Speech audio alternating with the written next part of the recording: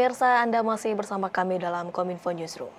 Permata dari timur, mungkin itu adalah kata yang tepat untuk menggambarkan keindahan alam dari Labuan Bajo, Nusa Tenggara Timur.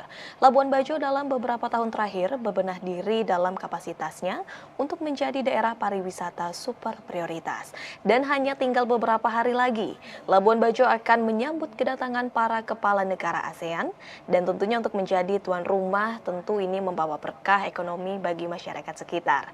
Untuk mengetahui lebih lanjut tentang kesiapan Labuan Bajo untuk menyambut KTT ASEAN 2023, sudah bergabung bersama saya pada hari ini bersama dengan Direktur Utama Badan Pelaksana Otorita Pariwisata Labuan Bajo dengan Ibu Syana Fatina. Kita sapa terlebih dahulu.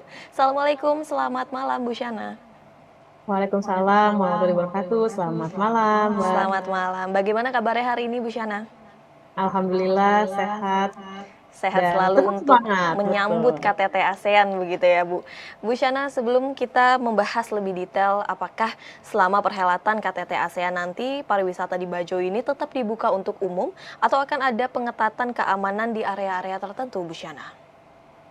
Ya, jadi pertama-tama pada kesempatan ini kami ingin menyampaikan pada rangkaian penyelenggaraan KTT ASEAN Summit yang mungkinnya dimulai sejak tanggal 7 ya, sebelum untuk rapat senior official meeting, dan kemudian pada kepala negara pada tanggal 9 sampai 11, ini tidak ada penutupan kegiatan aktivitas wisata. Jadi tetap dibuka seperti biasa, namun ada beberapa area yang cukup agak perlu hati-hati ya untuk masuknya dan untuk koordinasinya adalah di wilayah sekitar Meru Ora yang akan menjadi venue utama, itu akan steril. Kemudian untuk marina dan pelabuhan akan dibuka seperti biasa.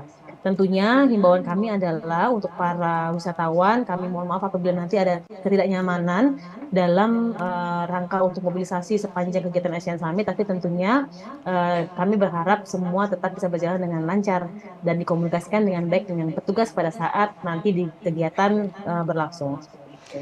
Baik, para wisatawan ini masih dapat datang untuk menikmati keindahan alam Labuan Bajo meskipun perhelatan KTT ASEAN ini berlangsung ya Bu Syana. Namun pada titik tertentu dan tentunya ini di venue utama ini akan steril dan ini akan sedikit menimbulkan ketidaknyamanan sedikit bagi para wisatawan yang akan datang ke Labuan Bajo. Kemudian Bu Syana, dalam perhelatan KTT ASEAN 2023 ini, apa peran dari Badan Pelaksana Otorita Pariwisata Labuan Bajo Flores untuk menyukseskan KTT ASEAN 2023? Ya, kami dari Badan Pelaksana Otorita Labuan Bajo Flores sebagai satker dari Kementerian Pariwisata dan Ekonomi Kreatif dan juga perwakilan dari pemerintah pusat di daerah membantu untuk melakukan koordinasi dari awal di mana kegiatan ini adalah di bawah pimpinan dari Setnek dan Kemlu langsung. Nah, kemudian dalam hal itu sejak awal kita membantu mengkoordinasikan dengan pemerintah provinsi, pemerintah daerah, kemudian para pelaku pariwisata. Terus kemudian bagaimana juga pada mendekati hari H ini ada beberapa kegiatan side events dan juga supporting activities yang kita siapkan mulai dari penyiapan help desk di 10 titik di bandara dan hotel-hotel delegasi dan serta venue utama untuk memudahkan para delegasi mendapatkan informasi tentang Labuan Bajo ataupun berwisata di wilayah Labuan Bajo. Kemudian kita juga lakukan ada side event Street Carnival yang ini adalah pesta rakyat untuk mengundang seluruh masyarakat Labuan Bajo untuk sama-sama kita menyambut ASEAN Summit. Di sana dihadirkan juga teman-teman UMKM, pelaku seni dan lain-lainnya.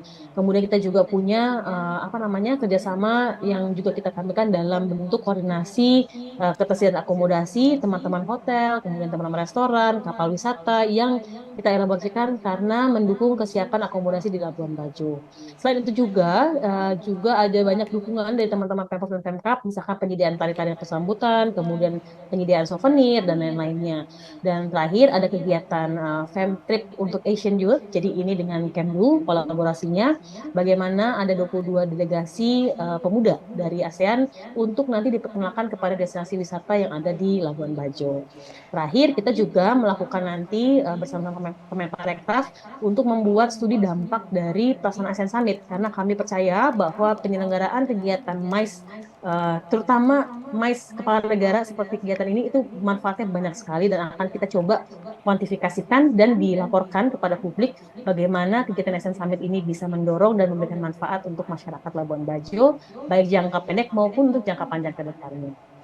Baik, sehingga dalam hal ini peran dari Badan Pelaksana Otorita Pariwisata Labuan Bajo ialah untuk mengkoordinasikan baik dari pemerintah pusat, kemudian untuk kepada pemerintah daerah hingga sampai kepada masyarakat dan juga nantinya ini tidak hanya selesai begitu saja ya Bu Syana, ini nanti akan dilakukan semacam membuat studi begitu mengenai dampak dari adanya pelaksanaan Asian Summit 2023. Kemudian Bu Syana, selama rangkaian pertemuan para kepala negara ASEAN ini, adakah kiranya jadwal kunjungan wisata bagi para kepala negara ASEAN ini, Bu Syana? Ya, jadi sebagaimana hasil dari kunjungan Bapak Presiden langsung, beliau turun langsung bersama keluarganya ke Labuan Bajo setelah Lebaran untuk melihat kesiapan Labuan Bajo, termasuk mencoba untuk mengunjungi lokasi-lokasi wisata yang telah dipersiapkan 3 tahun terakhir ini oleh pemerintah. Nah, kemudian kami mendapatkan arahan bahwa memang akan ada kegiatan retreat para Asian leaders atau para pimpinan ASEAN ini pada hari kedua dan ini akan langsung dipimpin oleh Bapak Jokowi. Salah satunya adalah dengan melakukan sailing menggunakan kapal pinisi yang merupakan ikon dari berwisata di Labuan Bajo. Kemudian setelah itu kami juga mendapatkan arahan untuk bagaimana mendorong para delegasi untuk bisa melakukan extend perjalanannya sebelum maupun setelah kegiatan meeting sehingga kami diminta untuk mempersiapkan informasi dan apa istilah koordinasi gitu ya apabila para delegasi ingin melakukan perjalanan wisata pasca kegiatan maka sudah diinformasikan melalui TIC-TIC yang akan tersebar di sepanjang Labuan Bajo utamanya di bandara dan di hotel para delegasi. Baik, dengan mendorong delegasi ini untuk melanjutkan perjalanan, ini kiranya destinasi wisata apa yang kiranya dapat dinikmati baik untuk delegasi maupun oleh kepala negara ASEAN, Bu Syana?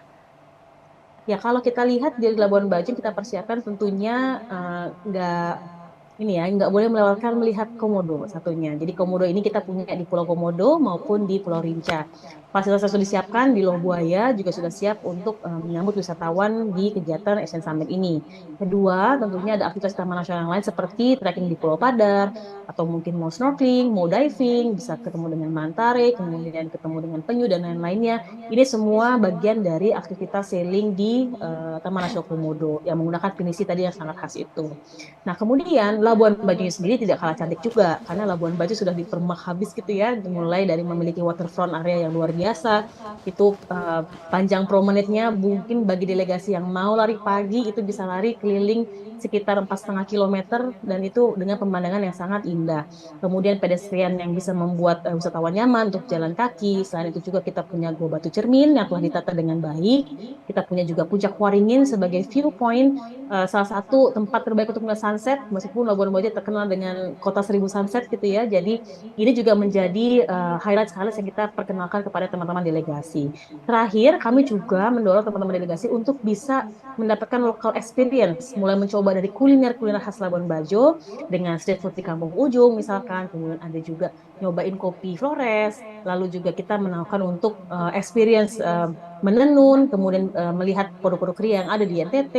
Selain itu juga kita juga mendorong mereka untuk mengunjungi desa-desa wisata yang ini tersebar, ada Desa Rangko, ada Desa Batu Cermin, ada Desa Liandara, dan banyak lagi yang bisa menjadi pilihan para delegasi atau menjadi bucket listnya para delegasi setelah mereka kembali dari Labuan Bajo. Jadi nanti mereka akan datang lagi berkunjung ke Labuan Bajo. Baik, sehingga ini meninggalkan kesan atau experience terbaik sehingga para delegasi ini ada kemauan lagi untuk dapat kembali ke Labuan Bajo. Berbicara mengenai makanan kuliner khas Labuan Bajo, Bu Syana. Kuliner khas Labuan Bajo ini seperti apa setelah tadi sebelumnya disebutkan kopi ini menjadi khas Labuan Bajo. Untuk makanan khas Labuan Bajo seperti apa saja, Bu Syana? Labuan Bajo ini sebenarnya sangat unik ya, karena dia asimilasi dari beberapa kebudayaan, khususnya kebudayaan pesisir dan kebudayaan pegunungan gitu. Jadi ada suku Bajo Bugis Bima yang pesisir kental dengan seafoodnya dan olahan khasnya ya, dengan bumbu-bumbunya. Kemudian ada juga kebudayaan Manggarai yang khas dengan makanan pegunungannya gitu. Jadi ada nasi bambunya, kemudian ada juga sambal-sambalnya gitu ya, karena di sini semuanya barang-barangnya itu fresh dan segar gitu. Dan ini yang menjadi kekuatan untuk teman-teman mencoba kuliner khas Labuan Bajo. Kemudian di Labuan Bajo ini juga bisa dicobain mulai dari yang bentuknya restoran sampai yang bentuknya warung-warung, dan itu semua kemarin kita sudah coba sampaikan ke semuanya untuk bersiap diri karena tentunya wisatawan pasti akan tanya apa makanan khas Labuan Bajo dan mereka mau coba. Satu lagi yang kita suka rekomendasikan biasanya untuk cobain kompiang. Kompiang ini sangat unik ya. Jadi dia seperti roti gitu ya, roti keras, tapi itu khas teman untuk minum kopi. Nah, ini juga sekarang udah banyak modifikasinya, ada yang isinya macam-macam. Kalau aslinya dia nggak pakai isi, hanya roti tawar biasa. Nah, mungkin hal seperti ini yang juga kita bisa dorong untuk nanti dicoba oleh para wisatawan selama berkunjung di Labuan Bajo dan para delegasi juga. Secara khusus, kami juga sudah minta sama teman-teman hotel-hotel ya, ada 8 hotel delegasi, kemudian satu hotel utama, yang juga pada saat kegiatan acara akan menghadirkan sajian-sajian khusus kuliner khas tidak hanya Manggarai Barat tentunya, tapi juga NTT. Nah, dan kita juga sedang menanti ini kebetulan gala dinner akan diadakan di Ayana yang akan kemudian dikerjakan oleh Chef Arnold gitu ya. Kita akan lihat bagaimana kuliner-kuliner lokal NTT disajikan di sana untuk sebagai menyambut bagian dari pariwisata terintegrasi di Labuan Bajo.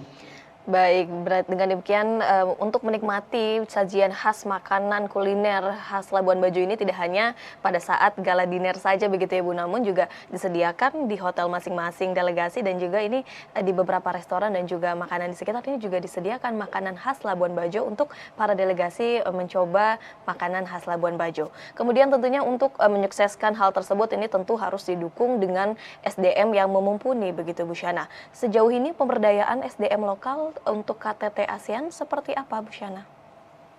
Ya, kami di sini berupaya untuk melibatkan dan memastikan bahwa penyelenggaraan ASEAN Summit ini sebanyak mungkin, seoptimal mungkin memberdayakan produk lokal, kemudian masyarakat lokal, dan juga pegiat pariwisata dan ekonomi kreatif yang tersebar.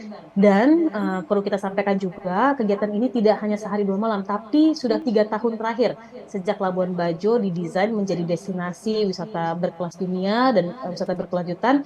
Disitulah kita mencoba menumbuhkan lebih banyak lagi pelaku-pelaku usaha yang dihasilkan dari masyarakat setempat, kemudian juga tidak hanya sekedar kuliner, tapi juga fashion, kria, dan sampai digital pun juga sekarang kita sudah mulai banyak untuk melibatkan, dan harapannya juga ke depan kita akan lebih banyak melibatkan komunitas-komunitas. Nah, kalau misalkan teman-teman mau lihat seperti apa kira-kira ya bentuk komunitas ataupun partisipasi yang sudah pasti bisa dilihat ada di Street Carnival yang kita adakan tanggal 7 Mei nanti. Di situ ada lebih dari 40 UMKM, kemudian ada penampil juga, penampil seni, musik, tarian, dan lain-lainnya yang akan ditampilkan dan menunjukkan bahwa inilah showcase Labuan Bajo yang siap untuk menjadi destinasi kelas dunia pasca penyelenggaraan Asian Summit. Baik, dapat dikatakan SDM, pemberdayaan SDM ini sudah cukup siap untuk menyambut adanya KTT ASEAN Summit 2023. Kemudian selain bisa para delegasi ini dapat membawa kuliner untuk dibawa pulang, ini juga cenderamata ini menjadi penting nih Bu Syana untuk dapat menjadi kenang-kenangan bagi para delegasi. Kemudian bagaimana dari Badan Otorita ini untuk dapat melibatkan UMKM lokal untuk menyediakan cenderamata dan juga souvenir KTT ASEAN Bu Syana? Ya, sejak awal Bentuknya kita sudah seperti apa? berkoordinasi. Oke. Kita sudah berkoordinasi dengan kemarin dengan Pemprov NTT ya, khususnya dengan Pemprov Manggarai Barat. Secara khusus dari mereka juga akan menyiapkan satu paket souvenir yang berisi campuran, ada kopi, ada tenun, dan lain-lainnya untuk bisa dibawa oleh para delegasi. Ada juga yang bisa dibawa oleh para VVIP untuk kembali pulang. Secara khusus ada hadiah yang disiapkan dalam bentuk sepeda bambu, yang ini juga satu kampanye kita ya untuk mendorong Oke. ekonomi bambu di Flores, yang ini akan diberikan kepada Bapak Presiden untuk para kepala negara sebagai souvenir utama. Nah, selain itu juga para kepala negara juga sudah disiapkan tenun khas Manggarai Barat dengan warna alam sebagai bagian dari diplomasi juga, diplomasi tenun kita untuk menunjukkan bahwa produk tenun NTT ini adalah kebanggaan dan salah satu yang kita unggulkan menjadi kekuatan pariwisata dan ekonomi kreatif di Labuan Bajo. Wah, ternyata ada grand prize-nya juga nih ya Bu ya, berupa sepeda bambu yang dapat dinikmati oleh para delegasi. Kemudian terakhir Bu Syana, apa yang akan ditampilkan oleh Badan Pelaksana Otorita dalam menyambut delegasi dan juga tamu KTT ASEAN 2023 nanti? Ya, sejak awal, sejak mereka nanti landing di bandara, kita sudah berkoordinasi dan berkolaborasi dengan lintas kementerian dari Kementerian Perhubungan, PUPR, kemudian Kementerian Luar Negeri, Kementerian Pariwisata, dan semuanya untuk bagaimana menyajikan Labuan Bajo dalam sebuah satu paket pengalaman yang tak terlupakan. Jadi ini kita bisa bilangnya five senses tourism gitu ya, the smell, the sound, the taste, kemudian the look, the feel, dan semuanya itu kita coba sedapat mungkin menghadirkan pengalaman berwisata NTT itu kepada para delegasi. Nah, untuk itu, mendukung itu semua, kita juga membangun tadi Tourism Information Center atau Help Desk yang akan bisa membantu para delegasi untuk bertanya lebih detail tentang apa sih yang ingin mereka ketahui.